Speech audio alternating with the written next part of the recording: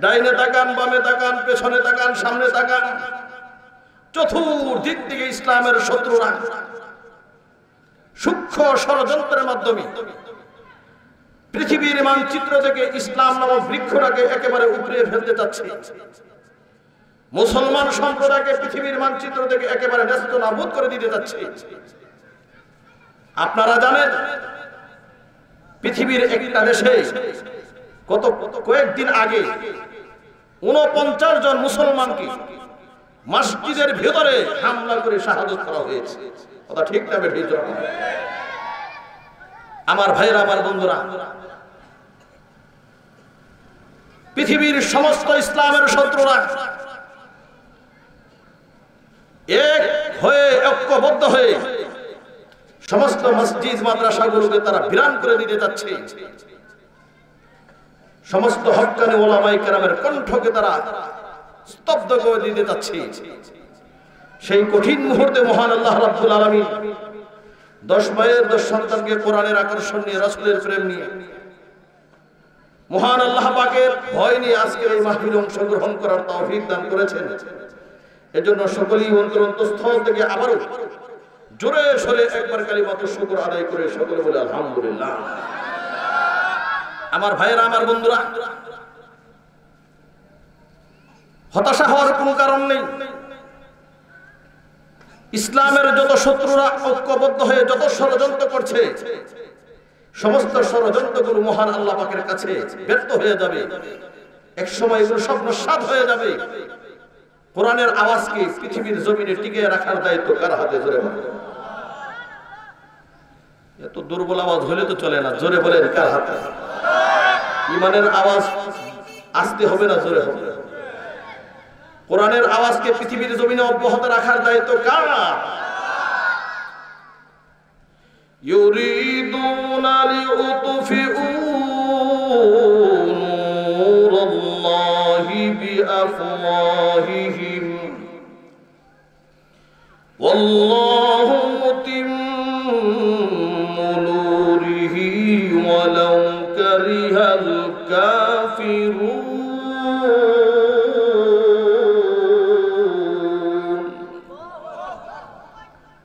আল্লাহ বলেন পৃথিবীর এক শ্রেণীর মানুষ যারা কোরআনের আওয়াজকে ফুৎকার দেয়া নির্বাপিত করতে চায়, মহান আল্লাহ রাব্বুল আলামিন সেই আওয়াজকে পৃথিবীর জমিনে পূর্ণাঙ্গ করতে চান। সুতরাং এই সমস্ত ফুৎকারকারীদের মুখ পুরিয়া সারকার হবে। কোরআনের আওয়াজ পৃথিবীর জমিন থেকে একেবারে স্তব্ধ করা কোনোদিনই সম্ভব হবে না। কথা ঠিক না বেঠিক? চেরাগেরা কে ইজ্জত বরফরুজত, চেরাগেরা কে ইজ্জত বরফরুজত, কাছে কাশতাব জানাদের সর্বসুজত। এর জন্য কবি বলেন, এ পৃথিবীর ইসলামের শত্রুরা জেনে রাখো, কোরআনের বাতির মধ্যে ফুৎকার দিলে কোরআনের বাতি নির্বাপিত করা সম্ভব হয় না, বরং যারা ফুৎকার দিবে তাদের মুখ পুরিয়া সারখার হয়ে যায়। আমার ভাইরা, আমার বন্ধুরা, এই যে কারেন্টের বাতি আছে, সারা জীবন যদি কেউ ফুৎকার দিতে থাকে, কোনদিন তার ভুলের কারণে বৈদ্যুতিক সাধারণ বাতি এটা নির্বাপিত হবে? বিদ্যুতের সামান্য বাতিকে যদি কেউ ফুৎকার দিয়ে নির্বাপিত না করতে পারে, মহান আল্লাহ পাকের কুদরতি পাওয়ার, কোরআনের আওয়াজ, কোরআনের আলো বৈদ্যুতিক পাওয়ারের চেয়ে কম না বেশি? সুতরাং এটা বোঝা আমাদের জন্য খুব সহজ। তবে মনে রাখতে হবে আমার ভাইয়েরা, আমার বন্ধুরা, আল মারউ মা মান হাব্বা, যার সাথে যার মুহাব্বত তার সাথে তার প্রেম। যদি ভালোবাসা আর মুহাব্বত কোরআনের সাথে হয়, তোমার হাসর হবে আহলে কোরআনদের সাথে। কিয়ামতের কঠিন ময়দানে কোরআন তোমাকে সুপারিশ করে করে আল্লাহর জান্নাতে পৌঁছে দেবে। জোরে বলে সুবহানাল্লাহ। পক্ষান্তরে তোমার সম্পর্ক আর মুহাব্বত যদি গান বাদ্যের সাথে হয়, তোমার হাসর হবে গায়কদের সাথে। হাসরের কঠিন ময়দানে তোমার ঠিকানা হবে জাহান্নামে, কারণ গায়কদের ঠিকানা জান্নাত হতে পারে না। কথা ঠিক না বেঠিক? কিছুদিন আগে বিখ্যাত গায়ক আইয়ুব বাচ্চুর ইন্তেকাল হয়েছে। জানাজার সময় তার লাশের পাশে একটা গিটারও রাখা ছিল। তাম পৃথিবীর মুসলমান সন্তানদেরকে সংকেত দেওয়া হলো, যে লোকটার গোটা জীবনেই ছিল গান বাদ্য নিয়ে তার ব্যস্ত, এজন্য মরণের সময়, জানাজার সময় বাধ্যবাধকতার সঙ্গী হয়েছে। ইঙ্গিত বহন করে পরিণতি ভালো হবে না, ঠিকানা ভালো জায়গাতে হবে না। আল্লাহু আ'লাম, বাকি আল্লাহ যদি মাফ করে দেন সেটা আল্লাহ পাকের আলাদা বিষয়, কারো কোনো চুচারা করার ক্ষমতা নাই। কথা ঠিক না বেরোতে গেলে করবো ইয়াদর হাম্মামে রোজে, গেলে করবো ইয়াদর হাম্মামে রোজে, রসিদ আজ দস্তে মাহবুবে বদস্তম বদু গুফতম কে মুশকে আবিরি क्या बुए दलावाजे तो बस्तम बगुफ्ताम गिले चीज़े नाबूदम वलाकिन मुद्दते बागुल निशस्तम जमाल हम नशीद और मन असरकार वगरना हम हमा खाकुम के हस्तम। ও রাজনগর এলাকার যুবক বাবারা, বুড়া দাদারা, আমার পর্দানিসীন মা বোনেরা,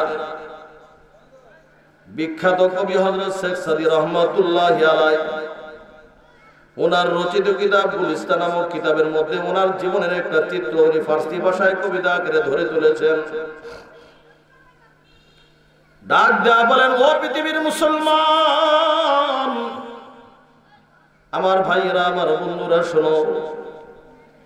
আমার এক বন্ধুর হাত থেকে এক টুকরা মাটি, ওই মাটির টুকরা যখন আমার হাতে পৌঁছলো, আমি গোসলখানার মধ্যে রেখে দিলাম। আল্লাহর কি কুদরত, আল্লাহর কি কারিশমা! ওই মাটির টুকরা থেকে মেশক আম্বরের ঘ্রাণ শুরু হয়ে গেছে। আল্লাহর ওলি হযরত শেখ সাদী রহমাতুল্লাহি আলাইহি ওই মাটির টুকরাকে ডাক দিয়া বলেন, ও মাটির টুকরা, তুমি কি আসলে মাটির টুকরা না মেশক আম্বরের টুকরা? তোমার এত সুন্দর ঘ্রাণে এলাকা মোহিত হয়ে গেছে, আমি পাগল করা হয়ে গেছি। মহান আল্লাহ রাব্বুল আলামিন সঙ্গে সঙ্গে মাটির টুকরা থেকে জবান খুলে দিলেন, মাটির টুকরা কথা বলতে শুরু করে দিলেন। বগুফতামন গিলে চিজে নাবুদাম ওয়ালাকিন মুদাতি বাগুল নিশাস্তাম। মাটির টুকরা ডাক দেয়া বলেন, ও আল্লাহর ওলি শেখ সাদী, আসলে আমি কোন মেশক আম্বরের টুকরা নই, আমি সাধারণ মাটির টুকরা। তবে অনেক দিন পর্যন্ত আমি গোলাপ গাছের নিচে ছিলাম। গোলাপের পাপড়ি গুলো জোরে জোরে আমার মধ্যে অবস্থান করার কারণে গোলাপের ঘ্রাণ ট্রান্সফার হয়ে আমি মাটির মধ্যে চলে আসছি। ও ভাইরা, আমার বন্ধুরা, আমার সাধারণ মাটি গোলাপের সাথে সম্পর্ক করার কারণে যদি তার মধ্যে গোলাপের ঘ্রাণ ট্রান্সফার হয়ে যেতে পারে, ও যুবক, তুমি আর আমি যদি আল্লাহর কালাম কোরআনে কারীমের সাথে যদি সম্পর্ক করতে পারি, তুমি আর আমি যদি আল্লাহ ওয়ালাদের সাথে সম্পর্ক করতে পারি, তুমি আর আমি যদি মসজিদের সাথে সম্পর্ক করতে পারি, নামাজীদের সাথে সম্পর্ক করতে পারি, তাইলে আল্লাহ ওয়ালাদের গ্রাম, কোরআনের গ্রাম তোমার আমার কলিজার মধ্যে ঢুকতে পারে কি পারে না, জোরে বলে। এজন্য ভাইয়েরা, আমার বন্ধুরা, আমার আল্লাহর কালাম কোরআনে কারীম অনেক পাওয়ারফুল। পৃথিবীর জমিনে আজও পর্যন্ত কোরআনে কেউ ভুল ধরতে পারেনি, কিয়ামত পর্যন্ত পারবে না। কথা ঠিক না বেঠিক, জোরে বলে। আলিফ লাম মিম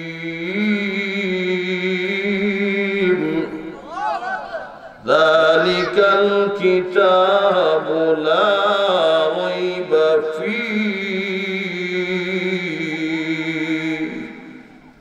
এটা এমন কিতাব যে কিতাবের মধ্যে সন্দেহের কোনো অবকাশ নেই।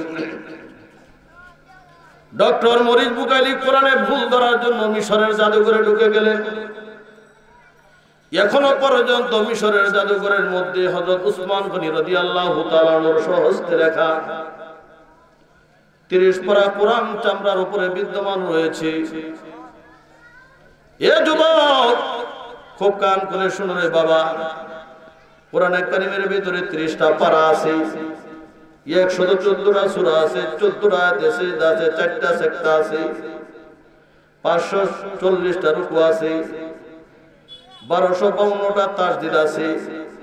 কোরআনে কারীমের ভিতরে 8804টা পেশ আছে, 6666টা আয়াত আছে। কোরআনে কারীমের ভিতরে 77739টা শব্দ আছে, 3,77,740টা অক্ষর আছে। জোরে বলেন সুবহানাল্লাহ। এজন্য ভাইরা আমার, বন্ধুরা আমার, আল্লাহর কালাম কোরআনে কারীমের ভিতরে আজ পর্যন্ত কোনো মানুষ ভুল ধরতে পারেনি। কিয়ামত পর্যন্ত কোরআনে কারীমের মধ্যে ভুল ধরতে পারবে না। কথা ঠিক না বেঠিক? এজন্য ভাইরা আমার, কোরআন বুঝে পড়লো লাভ, না বুঝে পড়লো লাভ। ইমাম আহমদ ইবনে হাম্বল রাহমাতুল্লাহ আলাইহি স্বপ্নযোগে আমার আল্লাহকে 100 বার দেখেছেন। ডাক দেয়া বলেন, ইয়া রাব্বাল আলামিন, পরওয়ারদিগার আলম, আপনার কাছে সবচেয়ে উৎকৃষ্ট উত্তম ইবাদত কোনটা? আল্লাহ রাব্বুল আলামিন ডাক দেয়া বলেন, ও আহমদ ইবনে হাম্বল, আমি আল্লাহ রাব্বুল আলামিনের কাছে সবচেয়ে উত্তম ইবাদত হলো তেলাওয়াতে কোরআন। ইমাম আহমদ ইবনে হাম্বল রাহমাতুল্লাহ আলাইহি ডাক দেয়া বলেন, বুঝে তেলাওয়াত করলে না, না বুঝে তেলাওয়াত করলি? আল্লাহ ডাক দেয়া বলেন, আহমদ রে, বুঝে পড়লো না বুঝে পড়লো, উভয় অবস্থায় সেটা সবচেয়ে উত্তম ইবাদত। কথা ঠিক না বেঠিক? বর্তমান সমাজে মুসলমান সম্প্রদায়কে কোরআন থেকে আলাদা করার জন্য, কোরআন থেকে দূর করার জন্য ইহুদি নাসারার দালালেরা কিছু বুলি আওড়ায় যে কোরআন না বুঝে পড়লে কোনো লাভ নাই, কোরআন না বুঝে পড়লে ওয়াজিব তরকের গুনাহগার হয়। পরিষ্কার ভাষায় বলে দিচ্ছে আমার ভাইরা, আমার বন্ধুরা, এটা পরিষ্কার ইহুদি নাসারাদের দালালি ছাড়া আর কিছুই না। কথা ঠিক না বেঠিক? আসুন বন্ধুরা আমার, আমি আমার মূল আলোচনাতে চলে যাচ্ছি। আমি আজকে আপনাদের সম্মুখে আল্লাহ পাকের ঐশী গ্রন্থ আল কোরআনের 30 পারা সূরাতুল ইনফিতারের 10 নং আয়াতে কারিমা থেকে 14 নং আয়াতে কারিমা পর্যন্ত তেলাওয়াত করেছি, এবং 15 পারা সূরাতুল বনী ইসরাইলের সর্বপ্রথম আয়াতে কারিমা 1 নং আয়াতে কারিমা তেলাওয়াত করেছি। আপনার নবী, আমার নবী, বিশ্ব নবী জনাবে মুহাম্মদুর রাসূলুল্লাহ সাল্লাল্লাহু আলাইহি ওয়াসাল্লামের অসংখ্য অগণিত হাদিস সমূহের মধ্যে দেখি আসাহুল কুতুব বাদা কিতাবিল্লাহি as-সহিহুল বুখারী। আসমানের নিচে জমিনের উপরে কোরআনে কারীমের পর সবচেয়ে দামি কিতাব, সহিহ কিতাব, বিশুদ্ধ কিতাব সহিহ বুখারী শরীফের 2 খানা হাদিস শরীফ এবং সহিহ তিরমিজি শরীফের 2য় খণ্ডের 1 খানা হাদিস, মোট 3 খানা হাদিস শরীফ তেলাওয়াত করেছি। আপনাদেরকে নিয়ে বিশ্ব নবীর উপর দরুদ করেছি, নবীর শানে কবিতা পাঠ করেছি, অল্প সময় মাওলানা পাকের জিকির করেছি। আল্লাহ রাব্বুল আলামিন যদি আমাকে তৌফিক দান করেন, তেলাওয়াতকৃত আয়াতে কারিমা এবং হাদিস শরীফগুলোকে সামনে নিয়ে আপনাদের সম্মুখে নির্ধারিত সময় পরিমাণ কিছু আলোচনা করার ইচ্ছা রাখি। ওয়া মা তৌফিক ইল্লা বিল্লাহ। তবে আমার ভাইয়েরা, আমার বন্ধুরা, খুব আলোচনাগুলো লক্ষ্য করে অন্তরের কান খুলে শুনতে হবে, আমলের নিয়তে শুনতে হবে। কথা ঠিক না বেঠিক? আজকের বিষয়বস্তু হলো মানব জাতির, মানুষের আমল নিয়ন্ত্রণ কিভাবে হবে। সমস্যা হইতেছে আপনাদের? উঠাউঠি করবেন না। আমল নিয়ন্ত্রণের পদ্ধতি কি? আমার ভাইয়েরা, আমার বন্ধুরা, খুব লক্ষ্য করে শুনুন। আমরা এক সময়, বর্তমান সময় থেকে 100 বছর আগে একটা মানুষ হয়ে এখানে যারা আছি, আমরা কি ছিলাম? আর সামনে 100 বছর পরে কি থাকবো? জোরে বলেন না। ছিলাম কোথায়? কোথায় আমাদের বাড়ি? কোথায় আসলাম? আবার কোথায় যাব? খুদ কিয়ামত এটুনি বাজারেরা কে মে গুমি খরিদাম বারেরা। এজন্য কবি ডাক দেয়া বলেন, এ পৃথিবীর মুসলমান, এ দুনিয়া নামক বাজারে তুমি কেন আসছো? কি করতেছ আর কি নিয়ে যাইবা? এই 3টা কথার উপর তুমি যদি চিন্তা করতে পারো, 3টা কথাই তোমার পরকালের পাথেয় সঞ্চয় করার জন্য যথেষ্ট হয়ে যাবে। আসলে আমাদের বাড়ি কোথায়? আমাদের বাড়ি হলো জান্নাত। আমাদের আব্বা আদম আলাইহিস সালাম জান্নাতের বাসিন্দা ছিলেন, আমাদের মা হাওয়া আলাইহিস সালাম জান্নাতের বাসিন্দা ছিলেন। আল্লাহ জান্নাত থেকে পাঠালেন দুনিয়া নামক বাজারে কিছু সদাই করার জন্য। এখন আমরা সবাই বাজারে সদাই করতেছি, কেউ হয়তো জান্নাতের সদাই করতেছে, আর না হয়তো জাহান্নামের সদাই করতেছে।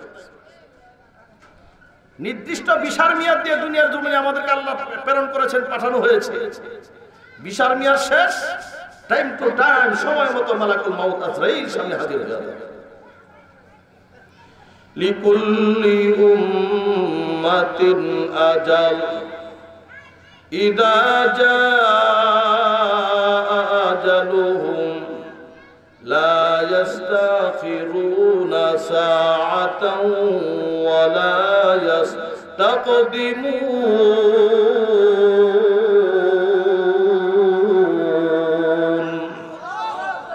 প্রত্যেকটা মানুষের একটা সময় আছে, 60 বছর, 40 বছর, 50 বছর, 80 বছর, 100 বছর। সময় মতো মালাকুল মাউত আজরাইল সামনে হাজির হবে। কুল ইন্নাল মাউতাল্লাযী তাফিরুনা মিনহু ফাইন্নাহু মুলাকীকুম সুম্মা তুরাদ্দুনা ইলা আলিমিল গায়বি ওয়াশ শাহাদা فينبئكم بما كنتم تعملون।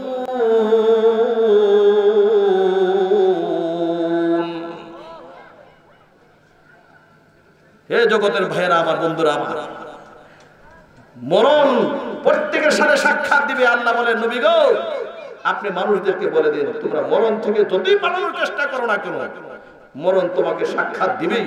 ঠিক না? মরণ থেকে যতই পালাও, মরণ তোমায় লইবে গিরি। যদিও সুদূর আকাশ পানি পালাও, সেথায় লাগায় সিঁড়ি। আইনামা তাকুনু আইয়ুদরিকুমুল মাউত ওয়ালাউ কুনতুম ফি বুরুজিন মুশাইয়াদা।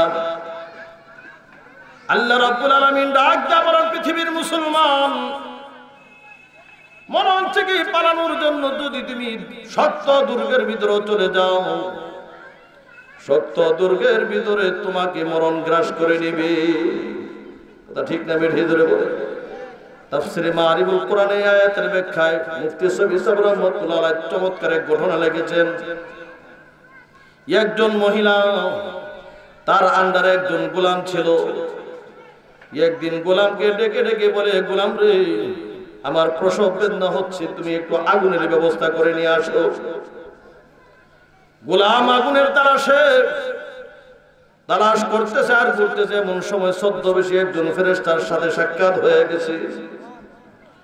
ফেরেশতা ডাক দেয়া বলেন, যুবক, কি ব্যাপার, তুমি এইভাবে কি তালাশ করতেছো? যুবক বলে, আমি একটু আগুনের তালাশে করতে চাই, আমার মনিবার প্রসব বেদনা শুরু হয়ে গেছে, সন্তান হবে, আগুনের প্রয়োজন। লোকটা ডাক দেয়া বলেন, হ্যাঁ যুবক, তোমার মনিবার গর্ভ থেকে যে সন্তান দুনিয়ার মধ্যে আসবে, ওই সন্তান হলো একটা মেয়ে সন্তান। ওই সন্তানটা যখন প্রাপ্তবয়স্ক হবে, সে 100 যুবকের চরিত্র নষ্ট করে দেবে। 1 নাম্বার ভবিষ্যৎবাণী তার। শোনো, 2 নাম্বার ভবিষ্যৎবাণী হলো তার মরণ হবে একটা মাকড়সার কারণে। যুবক চিন্তা করে, তাইলে আর তার জন্য আগুনের ব্যবস্থা না করে একটা ছুরির ব্যবস্থা করার দরকার। যে সন্তান প্রাপ্ত বয়স্ক হওয়ার পরে 100 যুবকের চরিত্র নষ্ট করবে, এমন সন্তান রেখে লাভ নাই। ছুরি এনে তার পেটের মধ্যে ঢুকায়া দিলেন, নারী বুড়ি বের হয়ে গেল। এখন চিন্তা করে, আমি যে একজন হত্যাকাণ্ড ঘটাইলাম, আমি একজন হত্যাকারী, আমার জন্য এলাকা নিরাপদ নয়। এলাকা ছেড়ে দিয়ে সুদূর অন্য দেশে চলে গেল। আল্লাহর কি কুদরত! আল্লাহর কুদরত বোঝা যায় না। আল্লাহ রাব্বুল আলামিন তাকে জিরো থেকে হিরো বানায়া দিলেন, কোটি কোটি টাকার মালিক হয়ে গেল। বাড়িতে টাকা পাঠায়, গার্জিয়ানকে ডাক দেয়, বলে আমার জন্য ভালো করে সুন্দর করে বালাখানা তৈরি করো, আমার জন্য গাড়ির ব্যবস্থা করো, আমার জন্য নারীর ব্যবস্থা করো, আমার জন্য পছন্দসই একজন মেয়েকে তালাশ করো। যখন সে বাড়িতে আসলো, সুন্দরী রূপসীর সাথে তার বিবাহ শাদী হয়ে যায়। ও ভাইরা আমার, বন্ধুরা আমার, খুব লক্ষ্য করে কথা শুনতে হবে। বাসর ঘরে যখন স্বামী স্ত্রী একসাথে মিলন হয়ে গেল, এখন স্বামী তাকায়া দেখে তার স্ত্রীর পেটের মধ্যে একটা কাটা দাগ দেখা যাচ্ছে। যুবক ডাক দেয়া বলে, এ যুবতী, সত্য কথা বলো, তোমার পেটের মধ্যে একটা কাটা দাগ দেখা যায়, আসলে তোমার কোনোদিন কোনো অপারেশন হয়েছিল নাকি? যুবতী ডাক দেয়া বলেন, যুবক, আজকে তোমার সাথে আমি কোন মিথ্যার আশ্রয় নিব না। শোনো, আমার মা বলেছেন আমার জন্মের আগে আমার মা নাকি একজন গোলাম ছিলেন, তাকে আগুন আনার জন্য পাঠানো হলো, কিন্তু সে আগুন না এনে একটা ছুরির ব্যবস্থা করে আমার পেটের মধ্যে ঢুকাইয়া নারী বুড়ি বের করে সে পালাইলো। 15-16 বছর হয়ে যায়, এই যুবকের কোনো তালাশ পাওয়া যায় না। পরবর্তীতে রাখে আল্লাহ মারেন কি, আমার নারী বুড়ি পেটে ঢুকাই আমার মা শিলি করে দিলেন, আমি ভালো হয়ে গেলাম।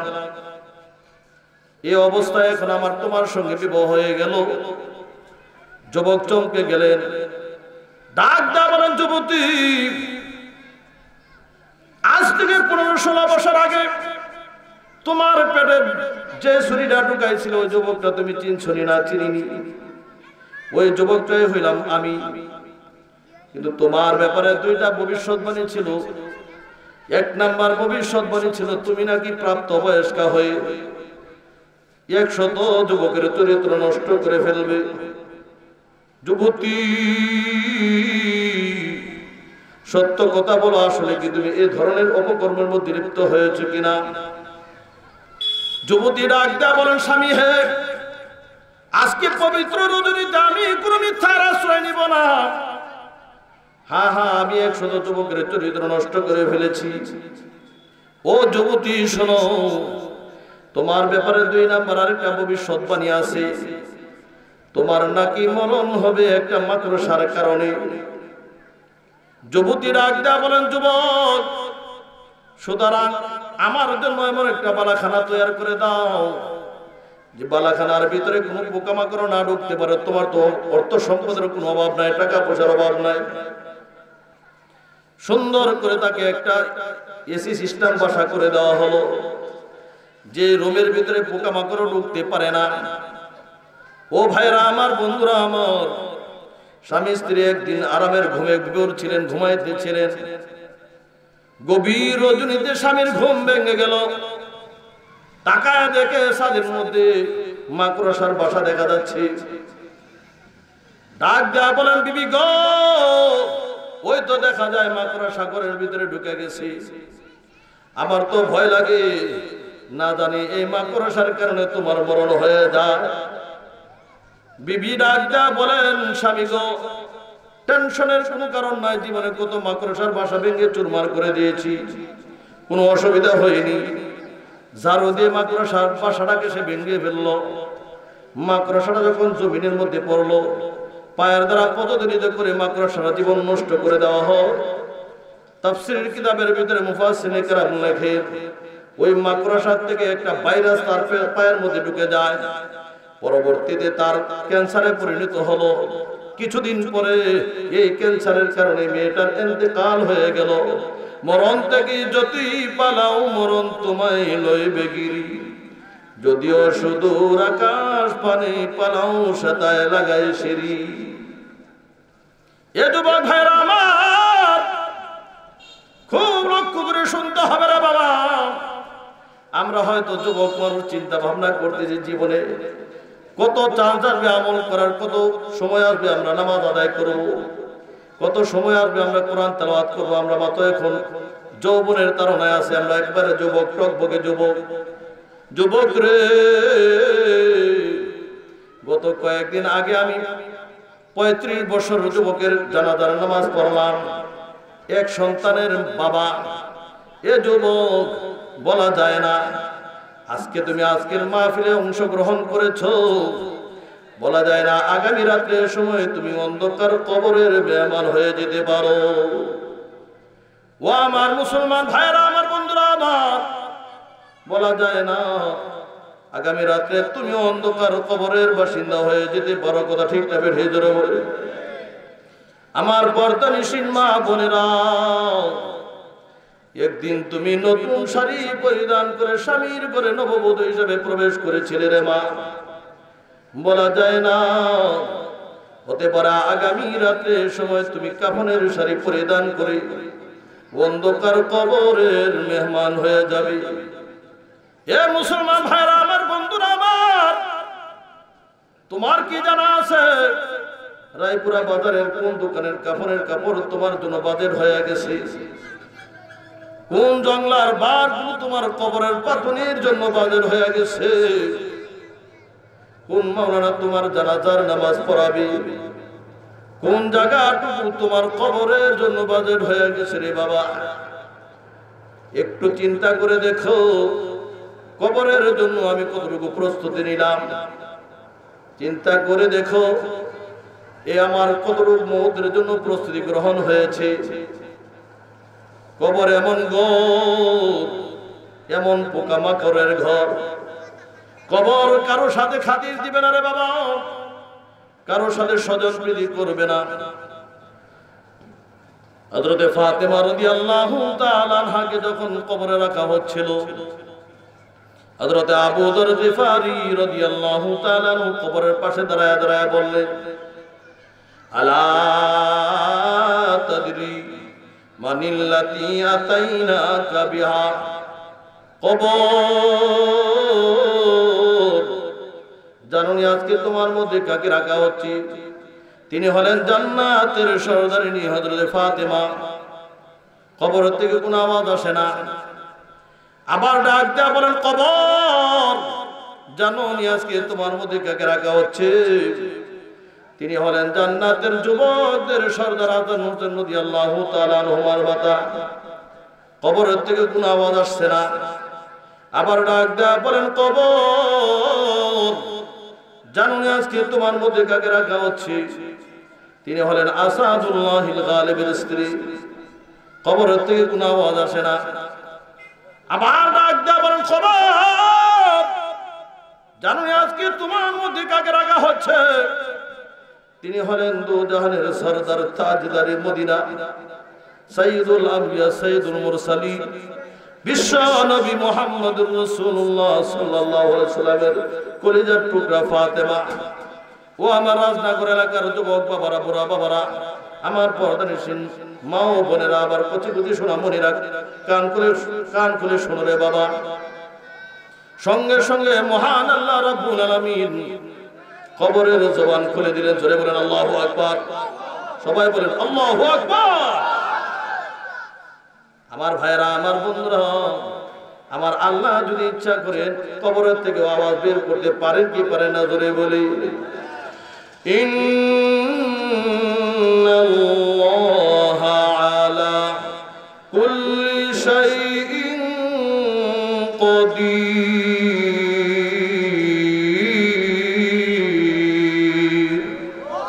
আমার আল্লাহ সমস্ত জিনিসের উপরই ক্ষমতাবান।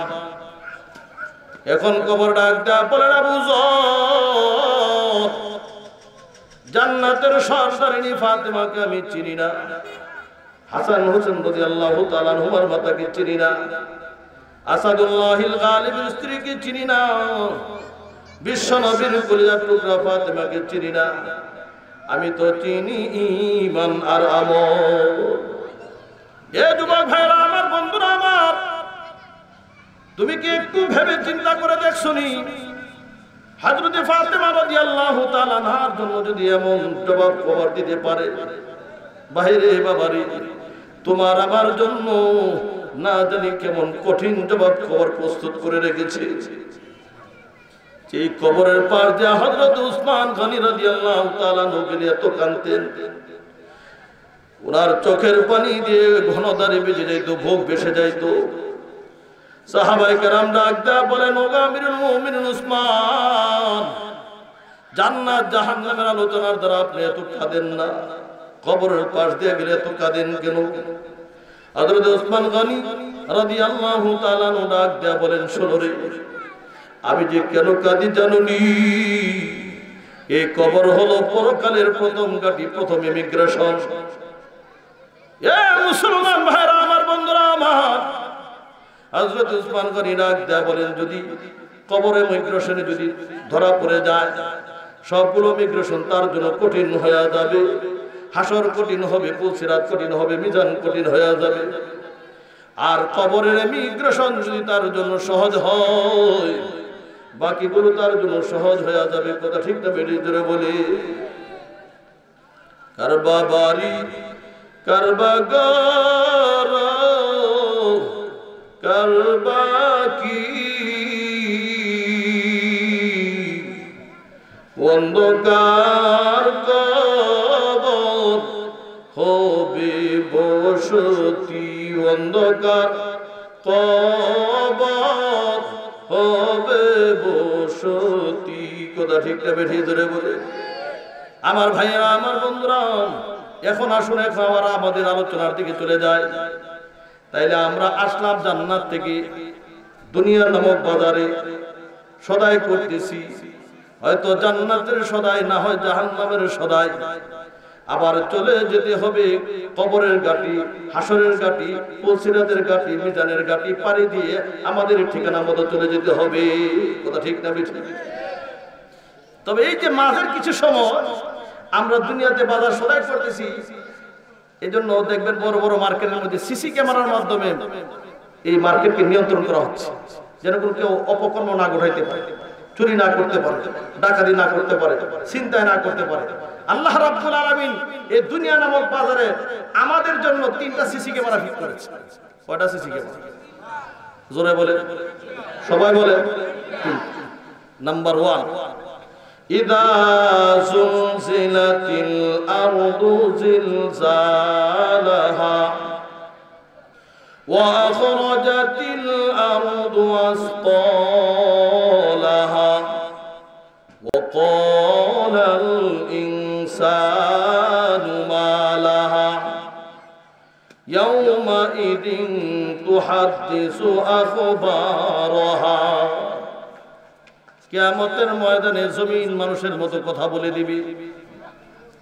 এ যুবক ভাইরা আমার, বন্ধুরা আমার, আল্লাহর কালাম কোরআনে কারীম যদি সত্য হয়ে থাকে, এই যে রাজনগর ঈদগাহ ময়দানে বসে বসে আপনারা কোরআনের আলোচনা শুনেন, খোদার কসম, খোদার কসম, এই মাটি কিয়ামতের ময়দানে আপনার পক্ষে আল্লাহর দরবারে সাক্ষী হয়ে যাবে। কিয়ামতের পূর্ব মুহূর্তে জমিনের মধ্যে ভূমিকম্প শুরু হবে। আল্লাহ রাব্বুল আলামিন সূরাতুল হজ্জের এক আয়াতে বলেন, ইয়া আইয়ুহান নাসুত্তাকু রাব্বাকুম ইন্না জালজালাতাস সাআতি শাইউন আযীম।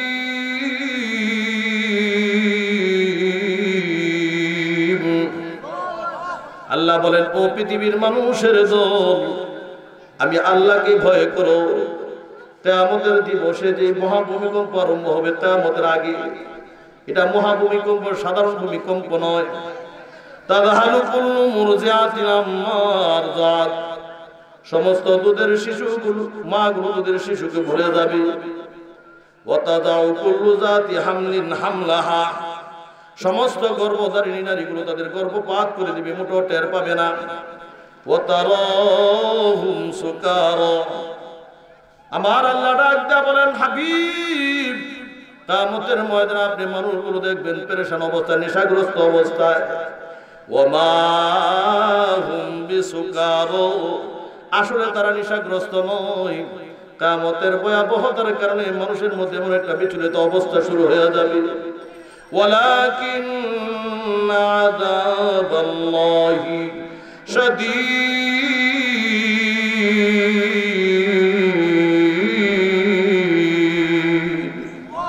তবে আল্লাহ রাব্বুল আলামিনের আযাব, জাহান্নামের আযাব আরো কঠিন। এ যুবক ভাইরা আমার, বন্ধুরা আমার, আসরের কঠিন মুহূর্তে এমন একটা অবস্থা হয়ে যাবে, ভয়াবহ অবস্থা, মানুষ মানুষকে ভুলে যাবে, কেউ কাউকে চিনবে না। ইয়াউমা ইয়াফিরুল মারউ মিন আখিহি ওয়া উম্মিহি ওয়া আবিহি ওয়া সাহিবাতিহি ওয়া বানিহি। ভাই ভাইকে ভুলে যাবে। ভাই একটা নেকির জন্য আর এক আপন ভাইয়ের দরবারে গিয়ে ডাক দিয়ে বলবে, ভাই রে, আমি তোমার আপন ভাই, একটা নেকির অভাবে আজকে জান্নাতে যেতে পারি না। ভাই ধমক দেয়া বলবে, কে তুমি বারবার আমাকে ভাই পরিচয় দিচ্ছ, এখান থেকে সরে যাও। দুনিয়াতে আমার কোনো ভাই ছিল কিনা আমার মনে পড়ে না। ও উম্মিহি, এখন দৌড়ায়া যাবে তার আপন মায়ের কাছে। মা, দুনিয়াতে যদি আমি বিপদে পড়ে যেতাম গো মা, সর্বপ্রথম তোমার মনে জানতো। বিদেশে যদি কারো সন্তান মারা যায়, কেউ জানার আগে জানি তার মা। এই কথা ঠিক না বেঠিক? মা ডাক দেয়া বলবে, কে তুমি বারবার আমাকে মা মা বলে ডাকছো? দুনিয়াতে আমার কোন সন্তান ছিল আমার মনে না, এখান থেকে সরে যাও। ও আবি, এখন দৌড়া যাবে বাবার কাছে। বাবাও পাত্তা দিবে না, এখন যাবে ওয়াসাহিবাতিহি, জীবন সঙ্গিনী তার স্ত্রীর কাছে। ডাক দেয়া বলবে, বিবি গো, তোমার জন্য দুনিয়ার মধ্যে মাথার ঘাম পায়ে ফেলাইলাম গো বিবি, কত কষ্ট করলাম। দুপুরের খানার কোনো ঠিক ঠিকানা ছিল না, দুপুরের খানা সন্ধ্যায় খাইলাম। ব্যবসা বাণিজ্যের ব্যস্ততার কারণে ঠিক মতো নামাজ পড়তে পারিনি। ও বিবি, পারবানি আজকে হতভাগা স্বামীকে একটা নেকি দিয়ে সহযোগিতা করার জন্য? এখন বিবি ডাক দেয়া বলবে, কে তুমি বারবার আমাকে বিবি পরিচয় দিয়ে আমাকে আহ্বান করো? খোদার কসম, খোদার কসম, দুনিয়াতে আমার কোন পুরুষের সঙ্গে বিবাহ হয়েছিল আমার মনে পড়ে না। ও বানি, এখন দৌড়া যাবে তার সন্তানদের কাছে। ডাক দেয়া বলে, ও সন্তানের দল, পারবানি একটু আমাকে সহযোগিতা করার জন্য? সন্তানের অপরিচয় দিতে চাবে না। আমার ভাইয়েরা, আমার বন্ধুরা, লক্ষ্য করে শোনো, শুধু সাধারণ মানুষ নয়, বরং পয়গম্বরের দলের হতাশা হয়ে যাবে। সবাই মিলে সহিহ বুখারী শরীফের riwayate আসছে, আদি পিতা আদম আলাইহিস সালামের কাছে চলে যাবেন। ওগো আদি পিতা আদম, বিপদে পড়ে আপনার দরবারে আসছে, আমাদের জন্য একটু আল্লাহর দরবারে সুপারিশ করে দেন। হযরত আদি পিতা আদম ডাক দিয়ে বলবেন, এ আমার সন্তানের দল, আল্লাহ রাব্বুল আলামিন আজকে এত রাগান্বিত অতীতে কোনোদিন ছিলেন না, ভবিষ্যতে হবেন কিনা জানি না। আমার আল্লাহর সঙ্গে আমি কথা বলবো, আমার সাহস হয় না, অন্য কোথাও চেষ্টা করো। সবাই মিলে যাবে নূহ নবীর কাছে, উনিও এমন জবাব দিবেন সংক্ষিপ্ত আকারে, বলতে যে সময় কম। এখন সবাই যাবে এখন দৌড়া ইব্রাহিম খলিলুল্লাহর কাছে। ইব্রাহিম খলিলুল্লাহ ফেরত দিবেন। সবাই যাবে মুসা কালিমুল্লাহর কাছে, উনিও ফেরত দিয়ে দিবেন। এখন দৌড়া যাবে সবাই ঈসা নবীর কাছে। তবে ঈসা নবী ডাক দেয়া বলবেন, ও উম্মতের দল, আজকে এদিক সেদিক লাফালাফি করে, দৌড়াদৌড়ি করে, ছোটাছুটি করে কোনো লাভ হবে না। হাসরের কঠিন ময়দানে আল্লাহ রাব্বুল আলামিন শাফাতে কুবরার মালিক বানিয়েছেন একজন নবীকে। উনি হলেন আল্লাহর হাবিব, আল্লাহর বন্ধু, বিশ্ব নবী মুহাম্মদুর রাসূলুল্লাহ সাল্লাল্লাহু আলাইহি ওয়াসাল্লাম। জোরে বলেন আল্লাহু আকবার। আসা আইয়াবাসাকা রাব্বুকা মাকামান মাহমুদা। মাকামে মাহমুদে গেলে ওনাকে পাওয়া যাবে, ওখানে যাও। সকলে মিলে একরা আখিরি জামানার পয়গম্বর বিশ্ব নবীর দরবারে হাজির হয়ে যাবেন। ডাক দেয়া বলবেন, ওগো আখিরি জামানার পয়গম্বর, এক এক পয়গম্বরের কাছে গেলাম, কেউ তো আমাদের জন্য সুপারিশ করলেন না। ওগো আখিরি জামানার নবী, আমাদের জন্য একটু সুপারিশ করে দে। আল্লাহর নবী বিশ্ব নবী বলবেন, একটু ওয়েটিং এ থাকো, আমি আমার আল্লাহর দরবারে একটা সিজদা করে নেই। জোরে বলেন আল্লাহু আকবার। একটা সিজদার দাম কত? আমার নবী বলেন, সিজদাতুন ওয়াহিদাতুন খায়রুম মিনাদ দুনিয়া ওয়া মা ফিহা। মুমিন বান্দা যখন সিজদা দিবে, একটা সিজদাকে যদি এক পাল্লায় রেখে দেওয়া হয়, সাত তবক আসমান আর জমিন আর আরশ কুরসিকে যদি অপর পাল্লায় রেখে দেওয়া হয়, খোদার কসম, খোদার কসম, আরশের মালিক আল্লাহর কাছে বান্দার সিজদার পাল্লাটা ভারী হয়ে যাবে।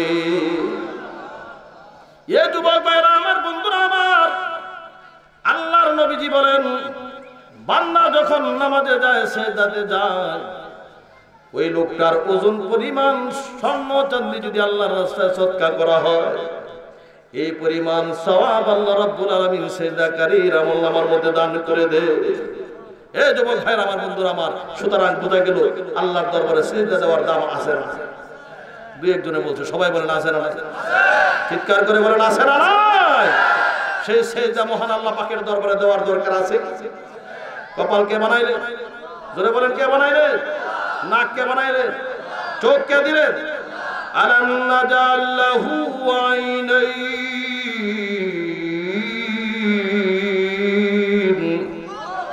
ওয়া লিসানান ওয়া শাফাতাইন।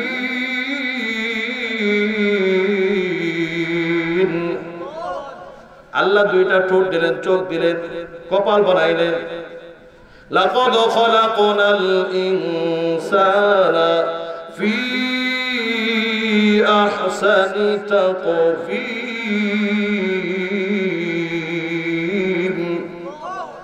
আল্লাহ কুদরতি হাতে সুন্দর করে মানব জাতিকে সৃষ্টি করলেন। ফেরেশতাদেরকে ডাক দেয়া বলল, ও ফেরেশতার দল, তার হাত বানাও, আঙ্গুল বানাও, নখ বানাও, তবে সাবধান, তার চেহারার মধ্যে কিন্তু হাত দিবা না। আমি আল্লাহ রাব্বুল আলামিন তার সুন্দর চেহারাকে কুদরতি হাতে বানাবো। চিল্লায় বলেন সুবহানাল্লাহ। কেন তার চেহারা বানাবো জানুনি? এই সুন্দর চেহারা দিয়ে, সুন্দর কপাল দিয়ে তারা আমি আল্লাহ রাব্বুল আলামিনের দরবারে সিজদা করবে। এ ভাইরা আমার, বন্ধুরা আমার, আল্লাহর দেওয়া সুন্দর চেহারা পাইয়া, আল্লাহর দেওয়া সুন্দর এই বডি পাইয়া, আল্লাহর দেওয়া নিয়ামত পাইয়া, কিছু মানুষ আছে আল্লাহর দরবারে সিজদা না দিয়া বাবার দরবারে দেয়। এই মুসিবত মনে আপনাদের রাজনগর এলাকাতে আছে।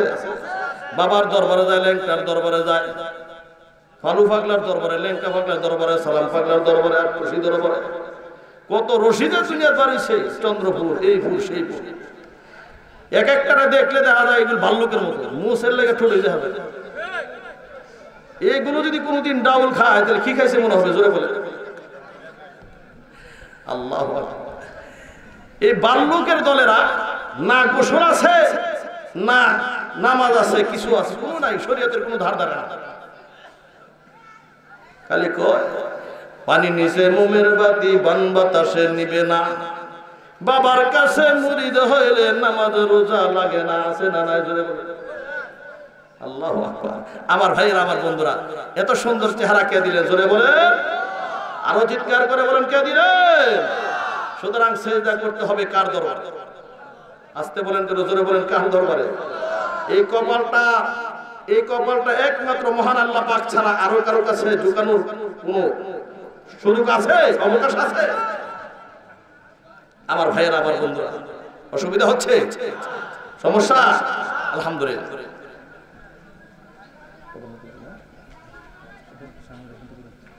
আমার ভাইয়েরা, আমার বন্ধুরা, আসুন সামনের দিকে দেখি।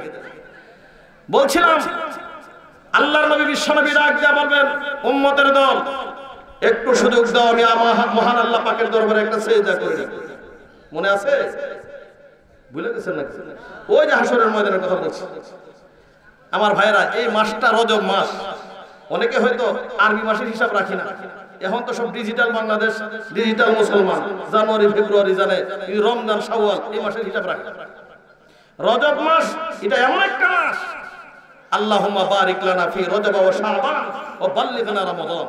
আল্লাহ নবী দোয়া শিক্ষা দিয়েছেন। রজব মাস আসলো মানে রমজানের গ্রান নাকের মধ্যে লেগে গেছে। কথা ঠিকটা বলে। এই রজব মাসে ঐতিহাসিক ঘটনা ঘটেছিল। আল্লাহর নবী, বিশ্ব নবী সাল্লাল্লাহু আলাইহি ওয়াসাল্লামের মেরাজ হয়েছিল। জোরে বলেন সুবহানাল্লাহ। আল্লাহর হাবিব বিশ্ব নবী মুহাম্মদুর রাসূলুল্লাহ সাল্লাল্লাহু আলাইহি ওয়াসাল্লামের কলিজার টুকরা আমার ভাইরা, বিবি হযরত খাদিজাতুল কুবরা রাদিয়াল্লাহু তাআলা আনহা যখন ইন্তেকাল করলেন, এদিক দিয়ে ওনার চাচা আবু তালেব ইন্তেকাল করলেন। নবীর মনটা খুব খারাপ, মর্মাহত। ফেরেশতারা ডাক দেয়া বলেন, আল্লাহ গো, একটু অল্প সময়ের জন্য আপনার হাবিবকে, আপনার বন্ধুকে ঊর্ধ্ব জগৎ ঘুরায় নেন। একটু ঘুরে গেলে ওনার মনটা একটু ভালো লাগবে। কারো যদি মা মারা যায়, স্ত্রী মারা যায়, সন্তান মারা যায়, বন্ধু বান্ধবেরা বলে আসো একটু ঘুরে আসি, ঘুরলে কেমন জানি মনটা একটু ফ্রেশ হয়ে যায়। কথা ঠিক না? এখানে মেরাজের ওয়াজ করলে 1-1.5 ঘন্টা 2 ঘন্টা সময় চলে যাবে। একেবারে 2 ঘন্টার ওয়াজকে 5-7 মিনিটের মধ্যে শেষ করে ফেলবো। আল্লাহর নবী, বিশ্ব নবী সাল্লাল্লাহু আলাইহি ওয়াসাল্লাম হাতিমে কাবা অথবা উম্মে হানির ঘরে ঘুমাচ্ছিলেন। আল্লাহ রাব্বুল আলামিন হযরত জিবরাইল আমিন এবং মিকাইল আসসালামকে পাঠাইলেন, যাও আমার বন্ধুকে ঊর্ধ্ব জগতে নিয়ে আসো। ওনারা আসলেন বুরাক নিয়ে। আল্লাহ নবী ঘুমাচ্ছিলেন, নবীকে সুন্দর করে জাগ্রত করলেন এবং ওনাকে জমজম কূপের কাছে নিয়ে গেলেন। আপনার আমার নবী বিশ্ব নবীর সিনা চাক হয়েছে 3 বার। এবার ধরে বলেন, 3 বার। একবার হলো মেরাজ রজনীতে জমজমের পানি দ্বারা জিবরাইল মিকাইল আলাইহিস সালাম ওনার সিনাকে খুলে এই ঘরুকে কুদরতি এবং জান্নাতি তশতির উপর রেখে ধৌত করে দিলেন। 2 নাম্বার, রাসূল করিম সাল্লাল্লাহু আলাইহি ওয়াসাল্লাম যখন বাল্যকাল ছিলেন, অল্প বয়সের মা হালিমা সাদিয়ার ঘরে দুধ পান করতেন, দুধ ভাইয়ের সাথে খেলাধুলার জন্য গেলেন, ওখানে ফেরেশতারা ওনার সিনা চাক করেছে। 3 নাম্বার, যৌবনে পদার্পণ করার আগে আবার ওনার সিনা চাক হয়েছে। কোন কোন riwayate 4 বারও পাওয়া যায়। রাসূল নবুয়ত প্রাপ্তির আগেও নাকি ওনার একবার সিনা চাক হয়েছে, কিন্তু বিশুদ্ধ অভিমতের দ্বারা 3 বার পাওয়া যায়। কয়বার জোরে বলেন? আল্লাহর নবী বিশ্ব নবীকে সিনা চাক করা হলো। এখন বুরাকের উপর উঠাইলেন জিবরাইল দা, এবার মাঝখানে আল্লাহর নবী, পিছনে মিকাইল। একটা লাফ দিয়ে এই বুরাক ওনাকে নিয়ে চলে গেলেন ইয়াসরিব তথা মদিনা। ডাক দেয়া বলেন, হাবিব এই জমিনে আপনি 2 রাকাত নামাজ আদায় করেন। নামাজ আনতে ডাক দেয়া বলেন, নবী গো কোন জমিনে নামাজ আদায় করছেন? জমিনটা চিনছিনি না? চিনিনি। এই জমিনটা হলো ইয়াসরিব তথা মদিনার জমিন। কিছুদিন পরে আপনি এই জমিনের দিকে হিজরত করবেন। যেহেতু আল্লাহর নবীর মেরাজ হয়েছিল হিজরতের 6 মাস, মতান্তরে 11 মাস, 1 বছর আগে। এজন্য বলছেন কিছুদিন পরে আপনার হিজরত হবে এদিকে। আবার আরেকটা টান দিলেন, দ্বিতীয় স্টপেজ দিলেন তুরে সিনা, সিনাই শহরের তুর পাহাড়ের উপরে। ডাক দেয়া বলেন, নবী গো এখানে আপনি 2 রাকাত নামাজ পড়ুন। উনি 2 রাকাত নামাজ পড়লেন। ডাক দেয়া বলেন, আল্লাহর নবী বিশ্ব নবী যে পাহাড়ে নামাজ পড়ছেন পাহাড়টা চিনছিনি, চিনতে পারিনি।